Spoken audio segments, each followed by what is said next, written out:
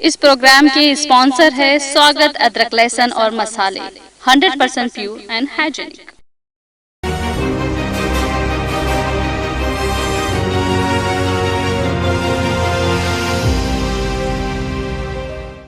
السلام علیکم، آداب۔ پروگرام ٹوڈے ان ہسٹری میں میں خلیل فرحات آپ تمام کا خیر مقدم کرتا ہوں۔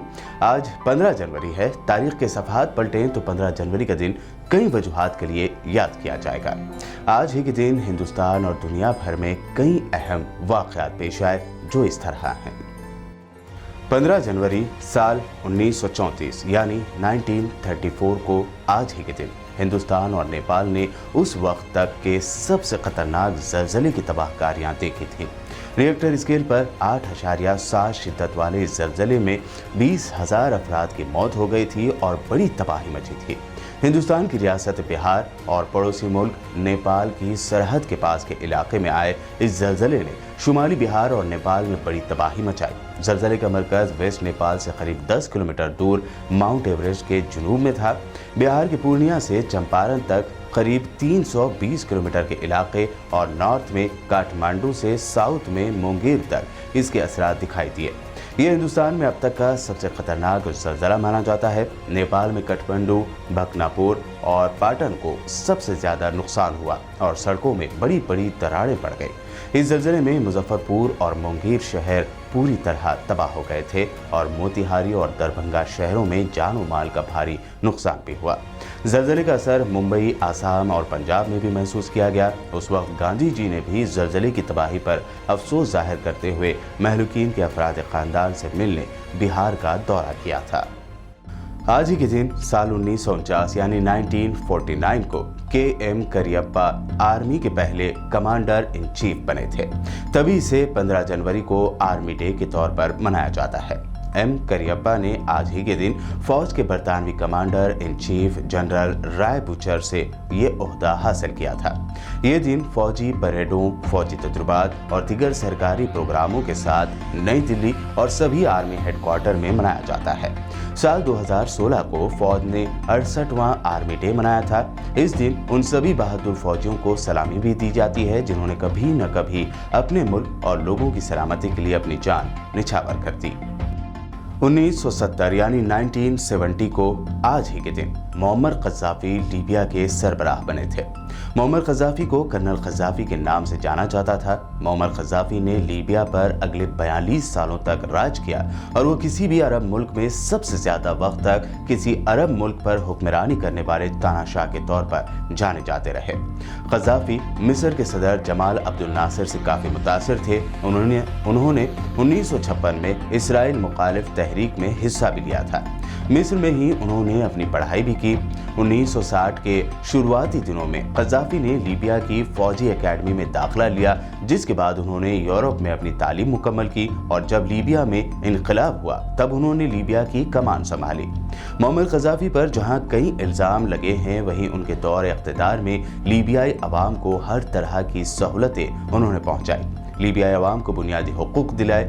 سال 2011 میں لیبیا میں پھیلائی گئی خانہ جنگی کے دوران معمر قذافی کے بیٹے ہلاک ہو گئے۔ سب سے بڑے بیٹے اور ان کے جانشین مانے جانے والے سیف الاسلام قذافی کو گرفتار کر لیا گیا تو وہیں باغیوں نے روپوش معمر قذافی کو ڈھونڈ کر باہر نکالا اور بڑی بے دردی سے ان کا قتل کر دیا۔ قذافی کی موت کے بعد عرب کے سیاسی ماہرین نے لیبیائی عوام کے تئیں اندیشہ ظاہر کیا تھا کہ اب ان کی زندگی بہت ابتر ہونے والی ہے اور آج ہم بخوبی دیکھ سکتے ہیں کہ لیبیا میں عوام کو انتہائی پریشانیوں کا سامنا کرنا پڑ رہا ہے۔ سابق امریکی صدر نکسن نے 15 جنوری سال 1973 کے دن شمالی ویتنام پر کی جا رہی بمباری روک دینے کے احکامات دے دیے تھے۔ پیرس میں جنوبی اور شمالی ویتنام کے ساتھ امریکہ کے وفد کی بات چیت کے بعد یہ فیصلہ کیا گیا۔ اس کے بعد شمالی ویتنام پر حملے تو روک دیے گئے لیکن جنوبی ویتنام، لاؤس اور کمبوڈیا پر حملے جاری رہے۔ اگلے 2.5 مہینے میں صدر نکسن نے امن سمجھوتے کا اعلان کر دیا اور امریکی فوج ویتنام سے لوٹ گئی۔ ویتنام میں لڑائی سال 1955 میں شروع ہوئی تھی اور امریکی فوج پوری طرح اس میں سال 1965 میں داخل ہوئی تھی۔ اس لڑائی میں 45,000 سے بھی زیادہ امریکی فوجی، ساؤتھ ویتنام کے قریب 2.25 لاکھ فوجی اور نارتھ ویتنام کے 9 لاکھ سے زیادہ فوجی مارے گئے تھے۔ آخرکار اپریل 1975 के दिन शुमाली और जनूबी वियतनाम एक हो गया। 1988 यानी 1988 को आज ही के दिन हिंदुस्तान के साबिक गेंदबाज नरेंद्र हिरवानी ने रिकॉर्ड बनाते हुए वेस्ट इंडीज के खिलाफ अपने पहले ही टेस्ट मैच में 16 विकेट लिए थे। हिरवानी ने मजमूई तौर पर 17 टेस्ट मैच और 18 वनडे मैचेस खेले हैं। टेस्ट मैचों में जहां उन्होंने 66 विकेटें ली हैं, तो वहीं वनडे मैचेस में उन्होंने 23 खिलाड़ियों को आउट किया है। हिरवानी ने जहां महज 17 टेस्ट मैच खेले हैं, तो वहीं इन मैचों में उन्होंने 4 मरतबा एक मैच में 5 विकेटें, तो वहीं एक ही टेस्ट में 10 विकेटें ली हैं। सीरिया में जारी ख़ूनरेज़ी के दौरान आज ही के दिन साल 2013 यानी 2013 को हलब शहर की एक यूनिवर्सिटी में धमाके और रॉकेट हमले किए गए थे, जिसमें 80 से ज़्यादा अफराद की मौत जबकि 160 से ज़्यादा अफराद जख्मी हो गए थे। ये धमाके और रॉकेट हमले हलब यूनिवर्सिटी के कैंपस में किए गए, जहां स्टूडेंट्स के साथ साथ 30,000 अफराद रहते थे जो लड़ाई के बाद यहाँ पनाह लिए हुए थे। तलबा की जानिब से इस हमले के ताल्लुक से कई वीडियोस भी पोस्ट किए गए। इस हमले के बारे में ह्यूमन राइट्स के कारकुनों ने बताया था कि असद नवाज फौज के जेट तैयारों की जानिब से फायर किए गए मिसाइल इन हलाकतों की जिम्मेदार है, जबकि असद नवाज फौज ने बताया था कि ये ज़मीन से ज़मीन तक मार करने वाले वो मिसाइल हैं जो बाकियों ने फायर किए और निशाना चूकने पर यहाँ आ गिरे थे। तारीखी अहमियत के हामिल मुल्क शाम अंदरूनी खाना जंगी और बैरूनी अफवाज के हमलों में पूरी तरह तबाह हो गया है। इस लड़ाई में 15 लाख से ज़ायद अफराद हलाक तो लाखों अफराद मुल्क छोड़ने पर मजबूर हो गए हैं। 15 जनवरी की तारीख में जहां बहुत कम खुशाइंद वाक़यात हैं, तो वहीं ख़ूनरेज़ी वाले वाक़यात हमें ज़्यादा देखने को मिलते हैं। बहरहाल आज बस इतना ही। अगले दिन फिर होंगे हाजिर उस दिन के तारीख़ी वाक़यात के साथ। यूट्यूब पर BPN चैनल को सब्सक्राइब ज़रूर करें।